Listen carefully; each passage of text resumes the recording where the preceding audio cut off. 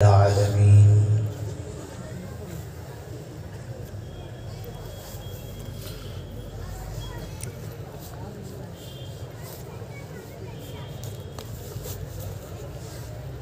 والعاقبة للمتقين والصلاة والسلام على سيد الأنبياء والمرسلين وعلى آله وأصحابه الطيبين الطاهرين أما بعد فأعوذ بالله من الشيطان الرجيم بسم الله الرحمن الرحيم وذكر فإن الذكرى تنفع المؤمنين صدق اللہ العظیم۔ قابل صد احترام حضرت علامہ مولانا فیاض احمد رضوی صاحب مدظ اللہ العالی، محب گرامی حضرت مولانا سید امین القادری صاحب، قابل قدر حضرت مولانا ادریس صاحب و دیگر علماء ذوی الاحترام، حاضرین و حاضرات، السلام علیکم ورحمۃ اللہ وبرکاتہ۔ جس آیہ کریمہ کی تلاوت کا میں نے شرف حاصل کیا، اس سے متعلق کچھ معروضات پیش کرنے سے پہلے آقائے کریم رؤوف الرحیم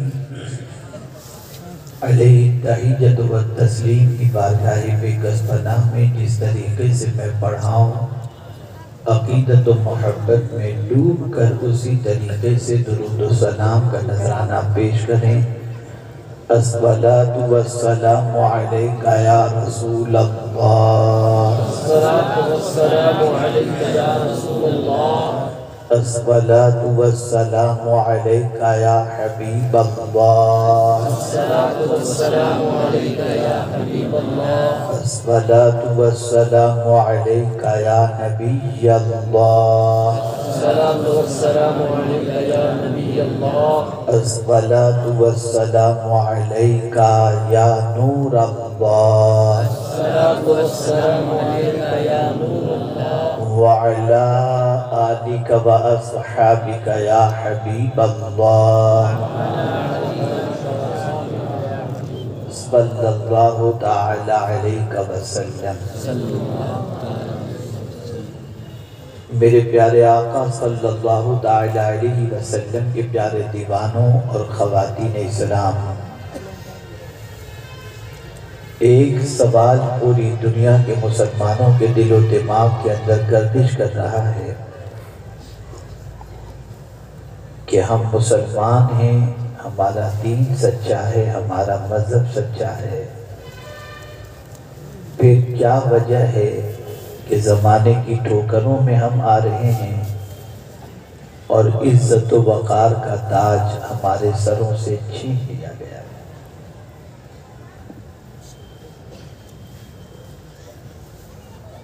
اپنی زبان سے خود کو مسلمان کہنا، اپنے آپ کو مومن سمجھنا، یہ کسی حد تک آپ کے ضمیر کی آواز تو ہو سکتی ہے، لیکن ہمیں قرآن و حدیث کی روشنی میں یہ سمجھنے کی ضرورت ہے کہ آج زمانے کی ٹھوکروں میں ہم کیوں آ رہے ہیں اور کامیابی نے ہم سے چہرہ کیوں پھیر لیا۔ میں قرآن کی روشنی میں سمجھانے کی کوشش کروں گا۔ سب سے پہلی چیز کہ پوری دنیا کے اندر جمعۃ المبارکہ میں خطیب و امام جو ہوتے ہیں وہ جمعہ میں وعظ فرماتے ہیں، اللہ عز و جل کے ارشادات اور اس کے پیارے حبیب صلی اللہ علیہ وسلم کے فرامین پیش کرتے ہیں۔ اس قسم کے اجتماعات ہوتے ہیں اصلاح امت کے نام پر، اصلاح معاشرہ کے نام پر، عید میلاد النبی صلی اللہ علیہ وسلم کے نام پر، 11ویں شریف کے نام پر، چھٹی شریف کے نام پر، اتنے جلسے جلوس اور خطابات ہونے کے بعد اگر ہم مسلمانوں کی زندگی کا جائزہ لیں تو آج مسلمانوں میں جتنے سنورنے والے نظر آنے چاہیے اس سے زیادہ بگڑنے والے نظر آ رہے ہیں۔ سوال یہ پیدا ہوتا ہے کہ نصیحتیں اثر کیوں نہیں کر رہی؟ بات اللہ کی جا رہی ہے، قرآن کی جا رہی ہے، دل پر اثر کیوں نہیں ہو رہی ہے؟ بات اللہ کے رسول صلی اللہ علیہ وسلم کی جا رہی ہے، دل پر اثر کیوں نہیں کر رہی ہے؟ کبھی آپ نے یہ سوچا کہ کیا وجہ ہے کہ اتنے ارشادات کا دلوں پر اثر نہیں ہوتا؟ اور سچویشن یہ ہے کہ اخبار میں کچھ آ جائے تو الفاظ کے اثرات ہم قبول کر لیتے ہیں، کوئی آ کر الیکٹرانک اور پرنٹ یا سوشل میڈیا کے اوپر کچھ کہہ دے تو راتوں کی نیند اڑ جاتی ہے۔ لیکن وہ قادر مطلق جس کے دست قدرت میں انسان کی زندگی ہے، جو زندگی دینے والا بھی ہے، موت دینے والا بھی ہے، پالنے والا بھی ہے، رزق دینے والا بھی ہے، جو قادر مطلق ہے، اس کے ارشاد کا اثر ہمارے دلوں پر کیوں نہیں ہوتا؟ کیا وجہ ہے؟ کیا یہ بات سچ نہیں ہے کہ نماز پر گھنٹوں تقریر ہو جائے پھر بھی جو عشاء کی نماز نہیں پڑھے وہ گھر جا کر نہیں پڑھتے، سو جاتے ہیں؟ کیا یہ سچ نہیں ہے کہ نمازیں آسانی سے چھوڑ دی جاتی ہیں؟ کیا یہ سچ نہیں ہے کہ گناہوں کے خلاف ہزار ہاتھ تقریریں اور وعیدیں سنائی جائیں پھر بھی مسلمان رات کی تنہائی کے اندر گندی پکچریں دیکھنا نہیں چھوڑتا؟ کیا وجہ ہے؟ تو قرآن کہتا ہے وَذَكِّرْ فَإِنَّ الذِّكْرَىٰ تَنفَعُ الْمُؤْمِنِينَ، اور نصیحت کرو کہ نصیحت مومنوں کو نفع پہنچاتی ہے۔ تو پتہ چلا کہ نصیحت تو کارگر ہے لیکن زمین کارگر نہیں۔ یہاں یہ بات سب سے زیادہ سمجھنے کی ہے کہ ہمارا ایمان اتنا کمزور ہو چکا ہے جس کی وجہ سے اللہ عز و جل کے فرمان کا اثر یا اس سے نفع ہمیں نہیں پہنچتا۔ زبان سے ہم کہتے ہیں کہ ہم مومن ہیں، لیکن قرآن و حدیث کی روشنی میں اپنے ایمان کا اگر جائزہ لیں تو ہم خود بخود یہ کہنے پر مجبور ہوں گے کہ جس کمال ایمان کا تقاضا اور جن مومنین کی تعریف اللہ اور اس کے رسول جل جلالہ وصلی اللہ علیہ وسلم نے قرآن و حدیث میں فرمائی ہے، آج اس قسم کا ایمان ہمارے پاس نہیں ہے۔ ورنہ آئیے ایک مثال کے ذریعے آپ کو سمجھاتا ہوا چلوں کہ کیا وجہ تھی کہ ایک آیے کریمہ کسی گھر کے اندر سے کوئی سن لیتا تو پیروں میں کپ کپی طاری ہو جاتی، پہاڑ میں آیت کریمہ سن لیتے کپ کپی طاری ہو جاتی، لیکن ہم قرآن مقدس کی ہزارہا آیتیں، ہزارہا تشریحات، ہزارہا تفسیر اور ہزارہا معنی اور مطالب سننے کے باوجود بھی بدلتے نظر نہیں آتے۔ آئیے قرآن کی اثر انگیزی کے حوالے سے ایک واقعہ صرف آپ کی سماعتوں کے حوالے کروں تاکہ آپ محسوس کر سکیں۔ مدینے کی سرزمین ہے، فاروق اعظم رضی اللہ المولا تبارک و تعالی عنہ مدینے کی ایک گلی سے گزر رہے ہیں کہ اچانک ایک گھر سے قرآن شریف کی تلاوت کی آواز آتی ہے، اِنَّ عَذَابَ رَبِّكَ لَوَاقِعٌ، بے شک تیرے رب کا عذاب واقع ہونے والا ہے۔ اتنا سننا تھا، وہ فاروق اعظم جو رسول اعظم صلی اللہ علیہ وسلم کی طرف سے یہ مزدہ جاں فضا حاصل کر چکے تھے کہ میرے بعد اگر کوئی نبی ہونا ممکن ہوتا تو وہ عمر فاروق ہوتے، اور جن کو مصطفیٰ جان رحمت صلی اللہ علیہ وسلم نے جنت کی بشارت عطا فرمائی تھی، وہ فاروق اعظم جب مدینے کی گلی سے گزرتے ہیں اور ایک گھر سے قرآن پڑھنے والے کی آیت کی آواز ان کے کانوں سے ٹکراتی ہے، ان عذاب ربک لواقع، فاروق اعظم پر کپ کپی تاری ہوتی ہے، وہیں پر غشی تاری ہوتی ہے اور بے ہوش ہو کر کے زمین پر گر جاتے ہیں۔ اللہ اکبر۔ کافی دیر کے بعد کچھ لوگوں نے انہیں اٹھایا اور گھر تک پہنچا دیا۔ میں پوچھنا چاہتا ہوں، وہ ذات جس کو رب قدیر جل جلالہ کے پیارے حبیب ارواحنا فداہ صلی اللہ علیہ وسلم نے اپنے بعد اگر کوئی نبی ہونا ممکن ہوتا تو جن کے بارے میں حضور نے فرمایا وہ اس طرح سے کپ کپا رہے ہیں، وہ آیت کریمہ سن کر اس طرح سے ڈر رہے ہیں، وہ آیت کریمہ سن کر کے اس طرح سے کانپ رہے ہیں، وجہ سب سے بڑی یہ ہے کہ ان کا ایمان پختہ تھا۔ اب ایمان ہی کے معاملے میں فاروق اعظم کی زندگی کا جائزہ لیں۔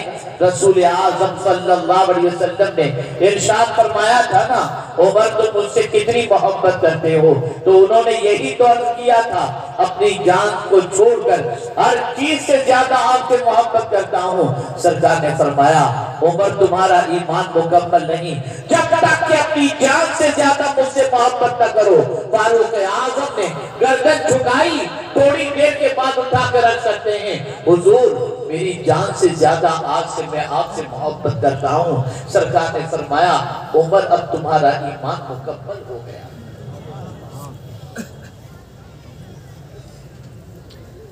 جب تک کہ ایمان ہمارے دل میں کما ہم بہو نہیں ہوگا، قرآن کی آیتوں کا اثر نہیں ہوگا۔ کھیت کرنے والے، کھیتی کرنے والے یہ جانتے ہیں کہ کھیتی کے لیے زمین صحیح ہونی چاہیے، اگر زمین صحیح نہیں تو کھیتی وہاں پر نہیں کی جاتی۔ پتھر کالے اگر ہوں اس پر اگر آپ کھیتی کرنا چاہیں تو نہیں، اس کے لیے نرم زمین چاہیے، بیج بویا جاتا ہے، پھر اس کی پرورش ہوتی ہے، پھر مولا اس پر پانی کا چھڑکاؤ کرتا ہے اور پھر اس کے بعد اس میں سے آب و دانے نکلتے ہوئے نظر آتے ہیں۔ پتہ چلا زمین خراب ہوگی فائدہ نہیں پہنچے گا۔ ہماری زمین خراب ہو چکی ہے، ہمارا ایمان کمزور ہو چکا ہے، ہمارے دل میں جو ایمان ہونا چاہیے، جیسا ایمان ہونا چاہیے ویسا ایمان نہیں نظر آ رہا۔ اے رسول اعظم صلی اللہ علیہ وسلم کے دیوانوں، آپ کہیں گے مولانا بڑی عجیب بات آپ کر رہے ہیں، ہمارے دل میں ایمان، ارے ہم تو پکے مسلمان ہیں۔ اچھا بھائی ذرا بتاؤ پکے کس اعتبار سے ہو؟ تو کہیں گے ہم گوشت کھاتے ہیں، ہم مچھلی کھاتے ہیں، ہم مسلمان ہیں۔ نادانوں سنو، اتنا کہنے سے مسلمان آدمی نہیں ہو جاتا۔ آج یہ میں آپ کو بتاؤں، پیغمبر رحمت صلی اللہ علیہ وسلم نے مومن کسے فرمایا؟ رسول اعظم صلی اللہ علیہ وسلم ارشاد فرماتے ہیں کامل مومن وہ ہے جو اپنے لیے پسند کرتا ہو وہی اپنے مومن بھائی کے لیے پسند کرے۔ اگر یہ ایمان، یہ کیفیت نہیں ہے تو آدمی کامل مومن نہیں ہو سکتا۔ آج ہماری پوزیشن یہ ہے، ہم اپنے لیے عزت پسند کر رہے ہیں، ہم اپنے لیے شہرت پسند کر رہے ہیں، ہم اپنے لیے کامیابی پسند کر رہے ہیں، ہم اپنے لیے دولت پسند کر رہے ہیں، لیکن دوسروں کے حوالے سے ہماری سوچ یہ ہے نہ انہیں ترقی ملے بلکہ حسد میں ہماری زندگی گزرتی ہے، جلیسی میں زندگی گزرتی ہے، بڑی عجیب سچویشن سے ہم گزر رہے ہیں۔ اے رسول اعظم صلی اللہ علیہ وسلم کے دیوانوں، اپنے ایمان کو مضبوط کرو، ایمان کو پختہ کرو۔ اللہ اکبر۔ اب ایمان کے حوالے سے میں آج بہت تفصیل سے نہیں لیکن صرف سمجھانے کی غرض سے ایک بات پر پوری گفتگو ختم کرنے کی کوشش کروں گا۔ آپ کو بتاؤں ایمان کے معاملے میں یہ چیز آپ کو ذہن کے اندر رکھنی ہے، سب سے پہلے اللہ کو وحدہ لا شریک ماننا یہ ضروری ہے۔ ایمان باللہ یہ ہمارے لیے بنیادی چیز ہے۔ ایمانیات کے اندر مقدم ایمان باللہ، لیکن بڑی معذرت کے ساتھ آج کا مسلمان اپنے رب کے بارے میں کچھ نہیں جانتا۔ آئیے میں آپ کو سمجھاتا ہوا چلوں۔ آج اگر مسلمانوں پر اللہ عز و جل کی نصرت کا نزول نہیں ہو رہا، اس کی وجہ کیا ہے؟ تو قرآن کہتا ہے ان الذین قالوا ربنا اللہ ثم استقاموا، بے شک اس نے کہا اللہ ہمارا رب ہے اور پھر اس پر جم گیا اس پر۔ اب ایک سوال میں آپ سے پوچھوں کہ رب کے معنی کیا ہوتا ہے؟ سورہ فاتحہ کے اندر اللہ رب العزت جل جلالہ نے اپنے ذاتی نام کے بعد سب سے پہلے جس صفت کا ذکر کیا وہ صفت کون سی ہے؟ الحمدللہ رب العالمین، سارے عالم کا پالنے والا۔ رب کے معنی ہوتا ہے پالنے والا۔ آج اپنی سوچ کو درست کر لو، آج رب سے تعلق ٹوٹ چکا، کمزور ہو چکا، رب کی محبت کمزور ہو چکی، رب کا ڈر دل سے نکل چکا، رب کا خوف دل سے رخصت ہو چکا۔ رب کسے کہتے ہیں؟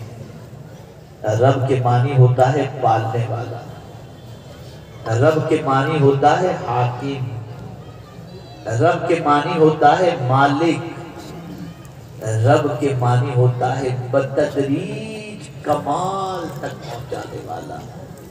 یہ رب کا معنی ہوتا ہے پالنے والا۔ آپ کو، مجھے، سب کو کون پال رہا ہے؟ بولیے، اب سوال پوچھ رہا ہوں، جواب دیجیے۔ آپ کو، مجھ کو، سب کو کون پال رہا ہے؟ بولیے، رب۔ کون پال رہا ہے؟ رب۔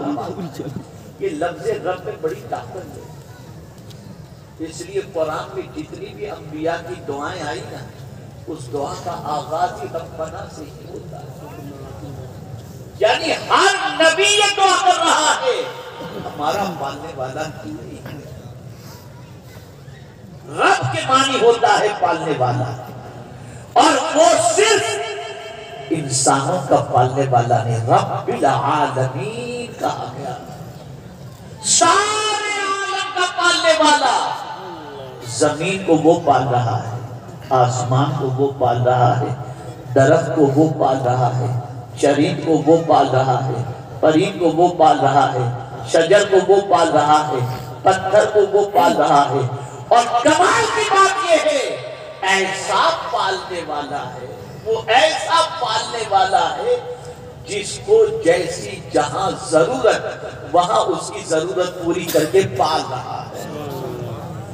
وہ ایسا پالنے والا ہے جس کی جہاں جیسی ضرورت وہ پالنے والا ہے، اور جب وہ پالنے والا ہے تو میرے پیارے آقا صلی اللہ تعالی علیہ وسلم کے پیارے دیوانوں، اس پالنے والے سے محبت کیسی ہونی چاہیے؟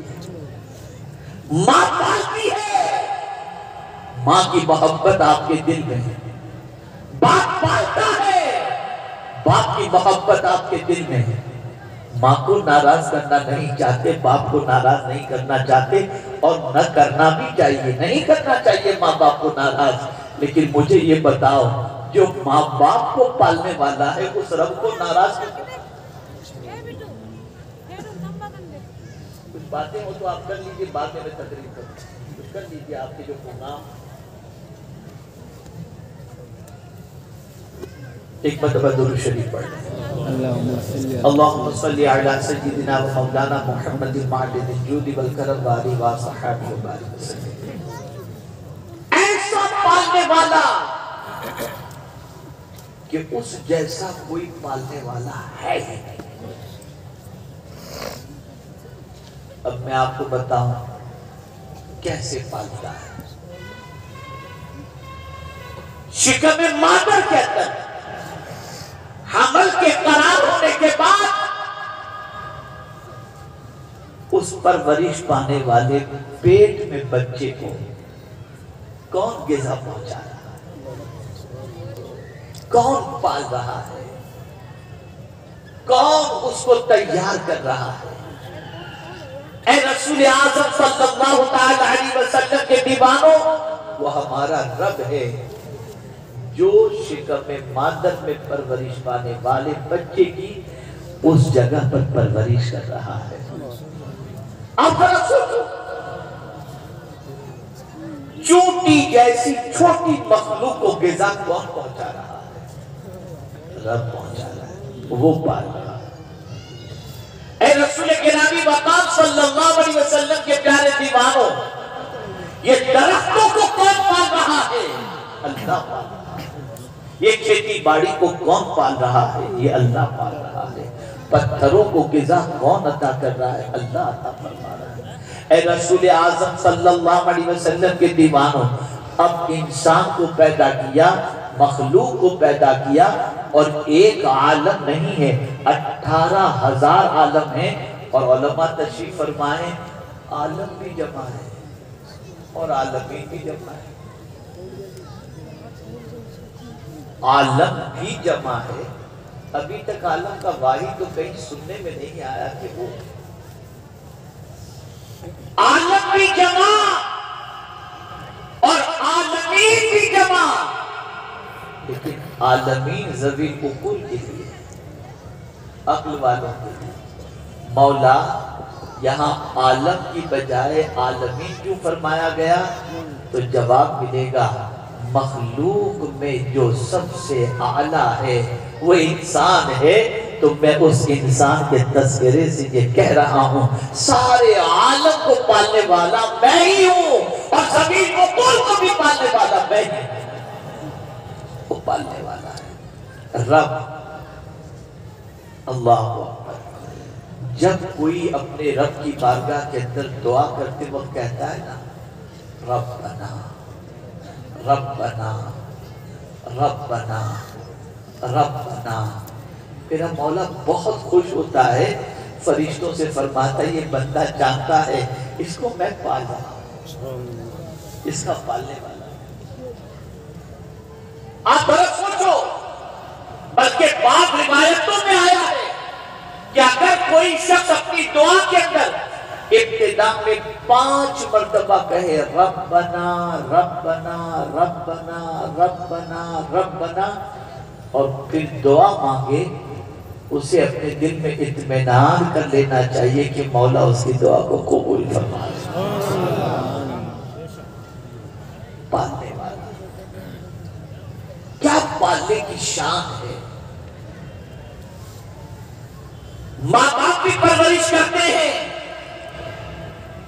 لیکن کبھی کبھی کہہ دیتے ہیں بیٹا تیرا خرچہ پورا نہیں ہوتا، تیری اولاد کا خرچہ پورا نہیں ہوتا، ذرا اپنا کچھ انتظام کر لے۔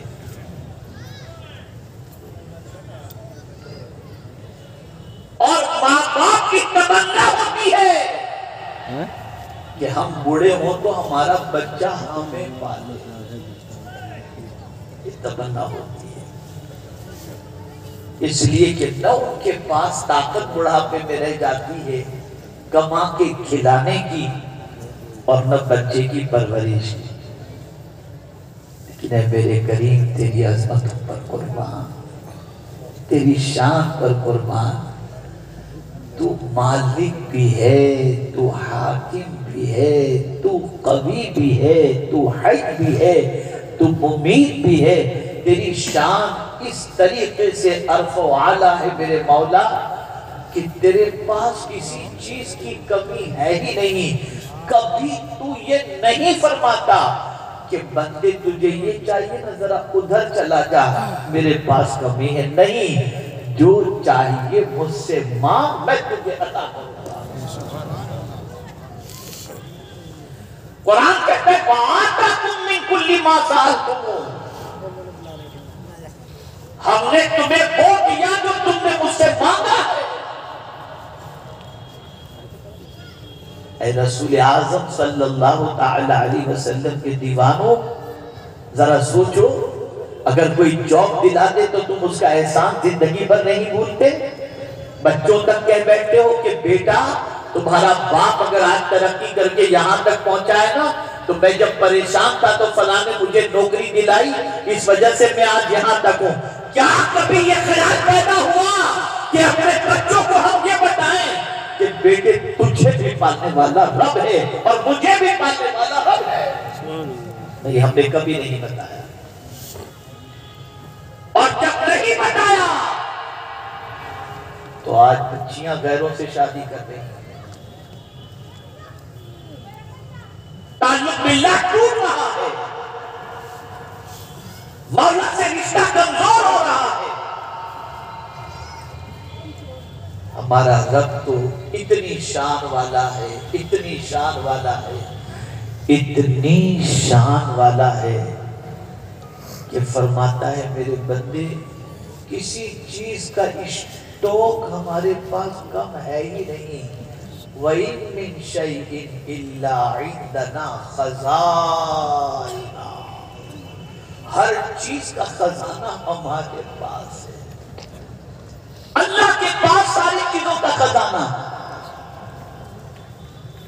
اور وہ جسے چاہے ملک بھی عطا فرما دے، وہ جسے چاہے عزت عطا فرما دے، وہ جسے چاہے ذلت عطا فرما دے، وہ جسے چاہے موت کی وادیوں سے گزار دے، جسے چاہے زندگی عطا فرما دے. یہاں ایک ادب کی بات اثر بڑی پیاری بات یاد آ گئی، بڑی پیاری بات یاد آ گئی.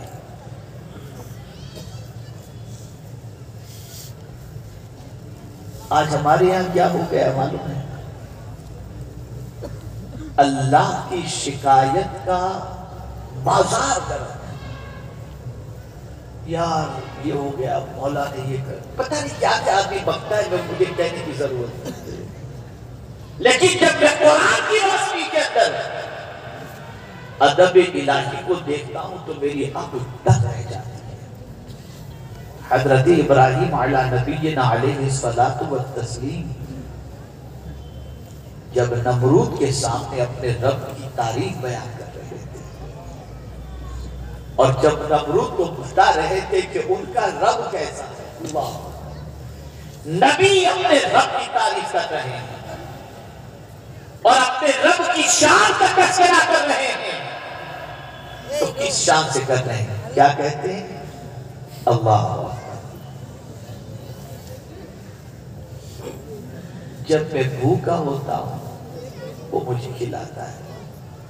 الذی هو یطعمنی ویسقین. جب میں بھوکا ہوتا ہوں مجھے کھلاتا ہے، وہ مجھے پلاتا ہے. یہ میرے رب کی شان ہے. لیکن ادب جب بجا لانا ہوا تو یہ نہیں فرمایا کہ رب مجھے مریض کرتا ہے اور پھر اس کے بعد شفا عطا فرماتا ہے. اس لیے کہ مرض ایسی چیز ہے جسے آدمی پسند نہیں کرتا. توجہ چاہو، بیماری کو کوئی پسند نہیں کرتا، تندرستی کو ہر کوئی پسند کرتا ہے. بیماری کو کوئی پسند نہیں کرتا. بیمار سے آدمی بھاگتا ہے. آپ دیکھتے ہوں گے ایک آدمی کھانسے تو فوراً ناک کے اوپر باندھنے کے کہ کہیں اس کا چیپ مجھے نہ لگ جائے. میں ایک واقعہ عرض کروں تھوڑی سی آپ کی تفریح تباہ کے لیے، لیکن حقیقت ہے.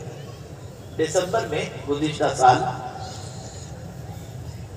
میں امریکہ میں تھا، تو میں شکاگو سے ہیوسٹن جا رہا تھا. دسمبر کی ٹھنڈی وہاں کی کڑاکے کی ہوتی ہے. اب سفر تھوڑا سا 3.5 گھنٹے کی فلائٹ کا تھا. میرے بازو میں ایک کرسچن بیٹھا ہوا تھا اور کورونا کا تھوڑا سا اثر بھی شباب پر تھا. اسی حد تک تھا کورونا کا اثر. ایسے میں اچانک مجھے چھینک آئی. اب پہلی چھینک آئی نا تو میرے بازو میں جو بیٹھا تھا وہ تھوڑی دیر ہلا اور اس کے بعد اٹھ کے پیچھے چلا گیا.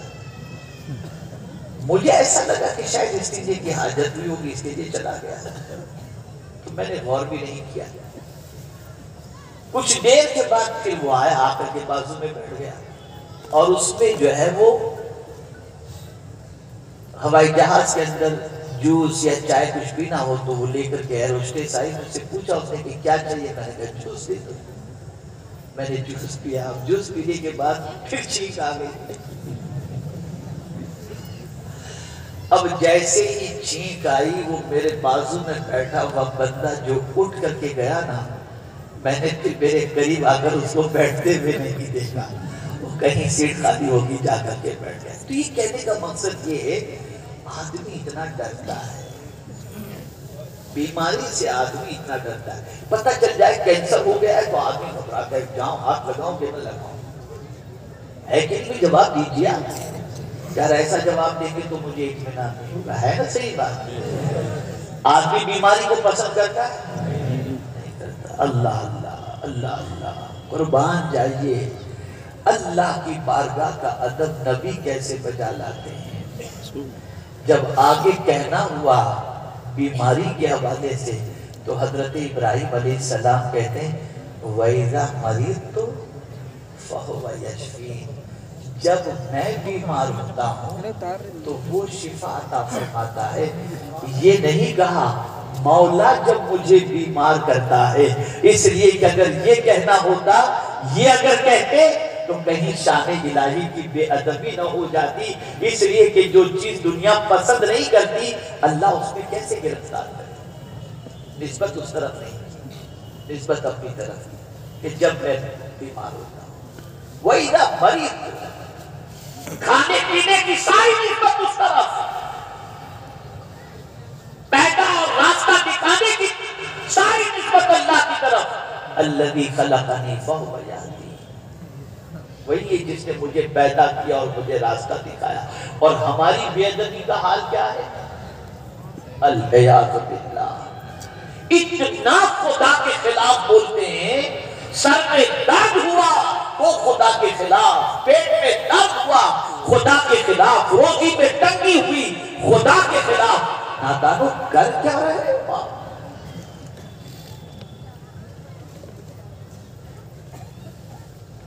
کیا اس سے بھی زیادہ کوئی مہربان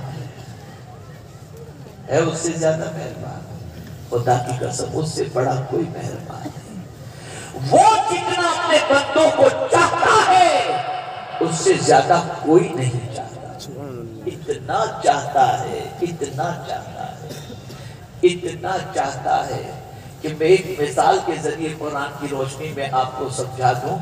آپ کی زندگی میں آپ کے بیٹوں سے متعلق، بچوں سے متعلق آپ دیکھتے ہوں گے کہ ایک بار، دو بار، تین بار، چار بار، پانچ بار، 6 بار، 7 بار غلطی بچے کر بیٹھے تو غصے میں آ کر اب نکال دو، اس کی گھر میں ضرورت نہیں۔ لیکن اے میرے کریم تیری شان پر قربان، دن میں 70 مرتبہ غلطی کر کے 70 مرتبہ توبہ کرو، وہ معاف فرما دیتا ہے۔ کتنا کریم ہے ہمارا پروردگار، کتنا کریم ہے۔ آپ مجھے بتاؤ، ہاتھ سے گناہ ہوتا ہے اسے ہاتھ فوراً کاٹ دینا چاہیے کہ تم نے ہاتھ سے گناہ کیا۔ آنکھ سے گناہ ہوتا ہے آپ فوراً نکال دیتا کہ تم نے آنکھ سے گناہ کیوں کیا۔ پیر سے گناہ ہوتا ہے، پیر فوراً کاٹ دینے چاہیے کہ تم نے پیر سے گناہ کی، کہ پیر میرا دیا ہوا ہے، آنکھ میری دی ہوئی، ہاتھ میری دی ہوئی۔ لیکن میرے کریم کی عظمتوں پر قربان جائیے، اس کی دی ہوئی ان چیزوں سے ہم گناہ کرتے ہیں، پھر بھی نہ وہ ہاتھ کاٹتا ہے، نہ آنکھ کی روشنی چھینتا ہے، نہ پیر کاٹتا ہے، ہمیں مہلت دیتا ہے۔ اور اس کی مہلت کا معاملہ کیا ہے؟ حضرت ابراہیم علیہ نبینا علیہ السلام کی جب معراج ہوئی تو آپ جانتے ہیں زمین و آسمان کے درمیان کے حجابات اٹھا دیے گئے۔ وَكَذَلِكَ نُرِي إِبْرَاهِيمَ مَلَكُوتَ السَّمَاوَاتِ وَالْأَرْضِ، حضرت ابراہیم علیہ السلام سے زمین و آسمان کے حجابات ہٹا دیے گئے، اور حضرت ابراہیم علیہ السلام نے جیسے ہی زمین پر نگاہ ڈالی تو آپ نے دیکھا کہ کچھ بندے زمین پر گناہ کر رہے ہیں، بس گناہ کرتے دیکھے، فوراً رب کی بارگاہ میں دعا کی مولا انہیں ہلاک کر دے۔ اللہ نے فوراً ہلاک کر دیا۔ جب حضرت ابراہیم علیہ السلام کی معراج ختم ہوئی تو رب نے فرمایا ابراہیم میں اپنے بندوں سے بہت محبت کرتا ہوں، تم نے ان کے لیے دعا کی، میں نے بات تمہاری مان لی، لیکن آئندہ اس قسم کی دعا مت کرنا۔ اس لیے کہ میرا بندہ جب گناہ کرتا ہے میں اس وقت تک سزا نہیں دیتا اور میں انتظار کرتا ہوں، ہو سکتا ہے مرنے سے پہلے یہ توبہ کر دے اور میں سے گناہوں کو معاف کر دوں۔ اور اگر میرا بندہ مرنے سے پہلے توبہ نہیں کرتا اور مر جاتا ہے تو بھی اس امید پر رہتا ہوں، ہو سکتا ہے اس کی اولاد اس کی مغفرت کی دعا کرے اور میں اس کی خطاؤں کو معاف کر دوں۔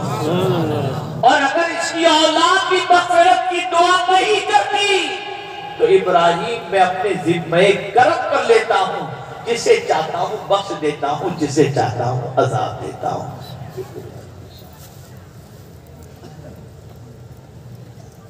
اس رب سے کیا تعلق ہے ہمارا؟ نصیحتیں اس لیے اثر انداز نہیں ہوتی کہ رب کی جیسی محبت ہونی چاہیے وہ ہمارے دل میں نہیں ہے۔ رب سے تعلق کمزور ہو گیا، ہم سب کو منانے کی کوشش کرتے ہیں، رب کو نہیں، رب کو نہیں۔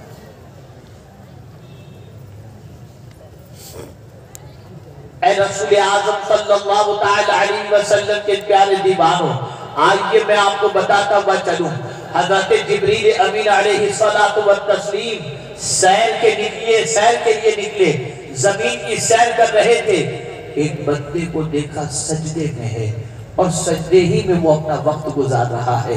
پھر تھوڑی دیر سیر کر کے پھر پلٹے، پھر دیکھا تو وہ بندہ سجدے میں ہے۔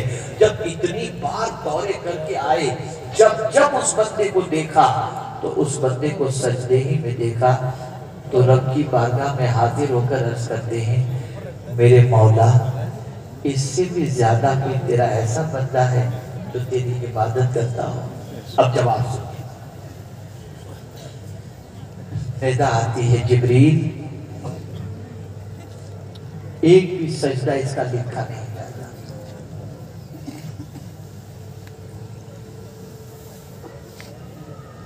پوری زندگی سجدے میں گزار رہا ہے، ندا آتی ہے حضرت جبریل کو، ایک بھی سجدہ نہیں لکھا جاتا۔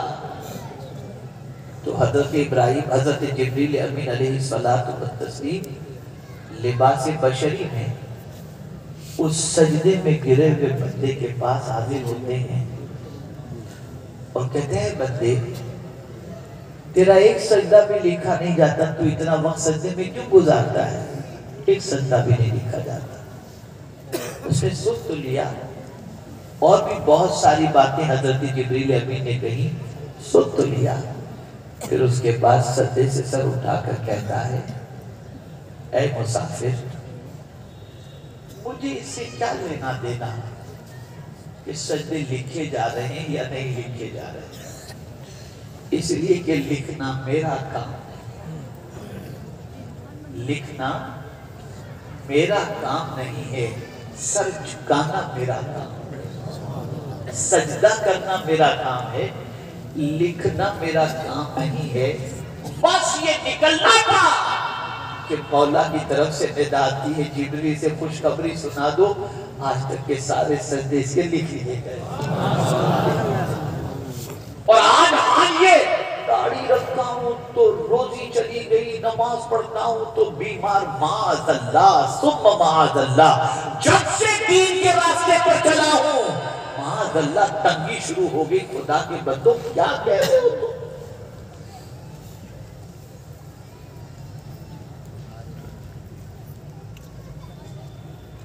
وہ دیکھو شراب کا دھندا کرتا ہے، مزے میں ہے، وہ دیکھو لوگوں کا خبر کرتا ہے، مزے میں ہے۔ یہ کیسی سوچ ہے تمہاری؟ یہ کیسی فکر ہے تمہاری؟ بدلو اپنی سوچ۔ خدا کی قسم، میرے رب جیسا پالنے والا کوئی دوسرا نہیں، ایسا پالنے والا ہے، ایسا پالنے والا ہے کہ اللہ اکبر۔ اب ذرا سوچو نا، بندوں کی جن چیزوں کو سب سے زیادہ، بندوں کی جو چیزیں سب سے زیادہ زندگی کے لیے ضروری ہیں، اس کو اللہ نے وافر مقدار میں پیدا کر دیا۔ پانی کی ضرورت بہت پانی اسے پیدا کر دیا، ہوا کی ضرورت اس نے بہت ہوا پیدا کر دی، آکسیجن ہی آکسیجن۔ آتا دیکھو وہ پالا۔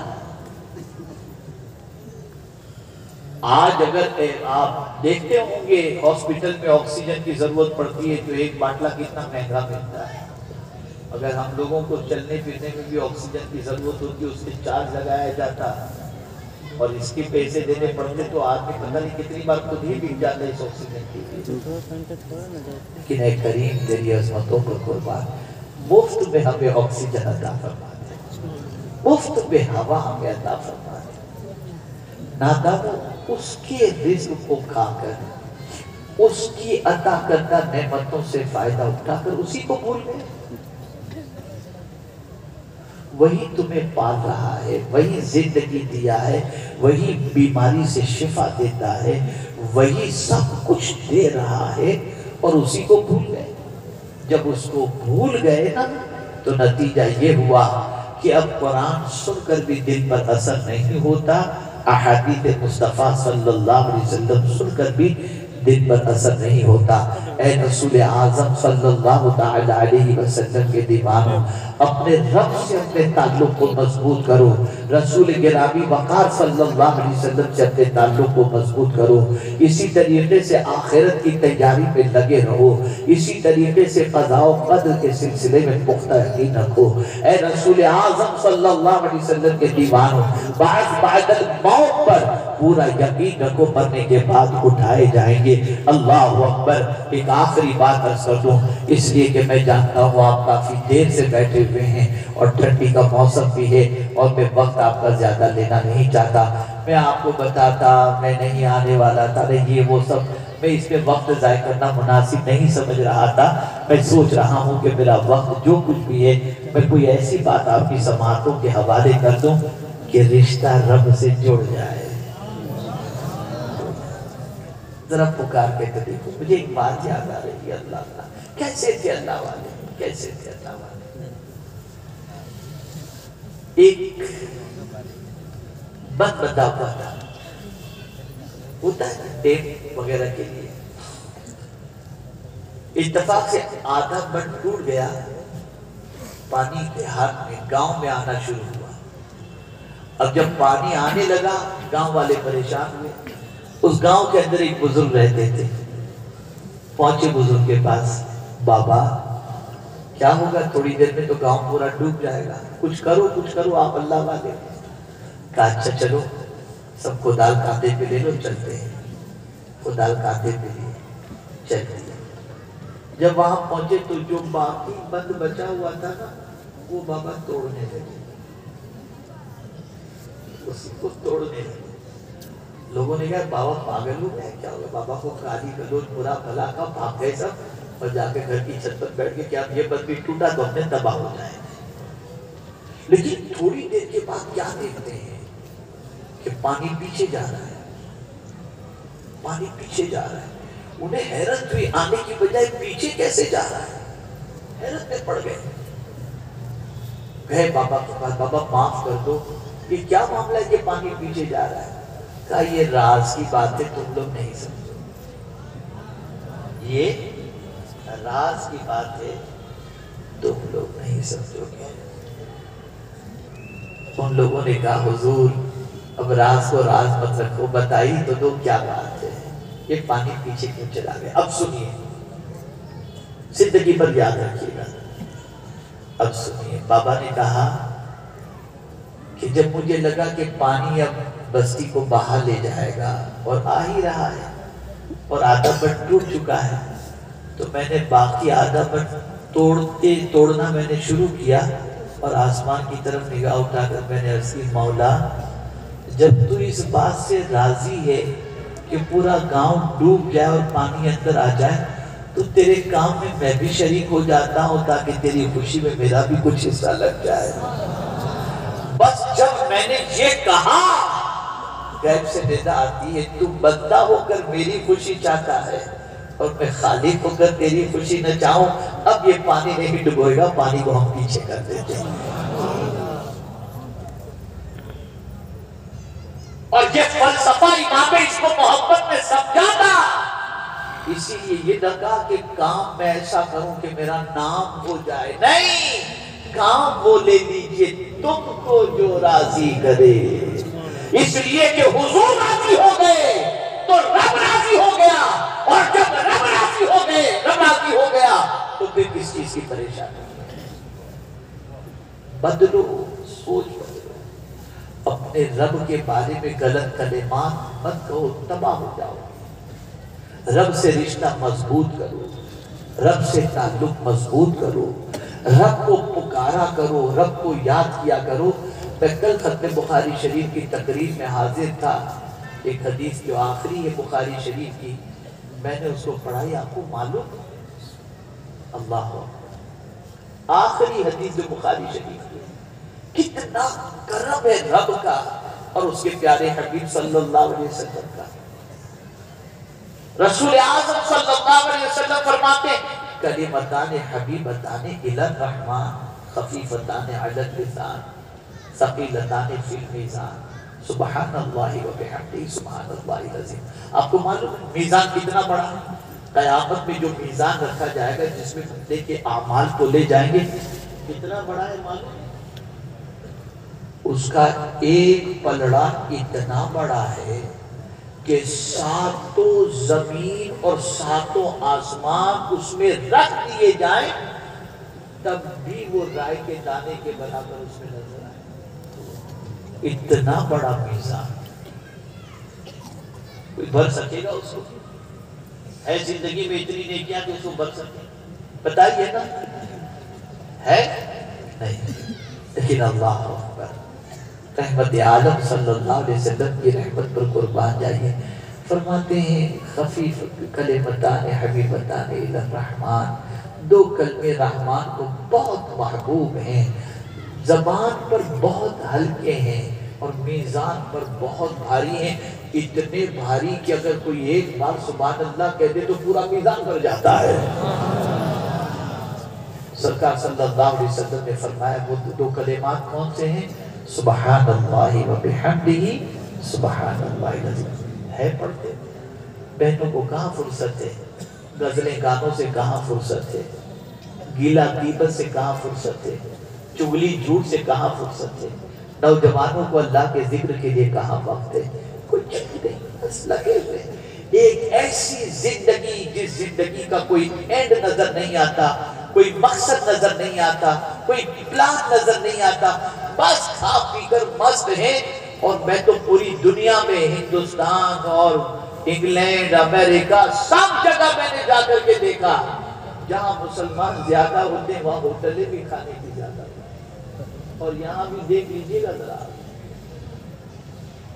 بس پیٹ ہی نہیں بھر رہا، بلکہ حال ایسا ہو گیا ہے کہ سمجھتے ہیں کھانے ہی کے لیے پیدا ہوا۔ اور اب تو کہا جائے کہ بھائی وہ آپ دیکھ لیں ذبیحہ ذرا چیک کر لیجیے صحیح ہے کہ غلط ہے، ارے مولانا بسم اللہ پڑھ کے کھا لو سب چل رہا۔ کبھی کبھی اس قسم کے کلمات ایمان کو ختم کر دیتے ہیں۔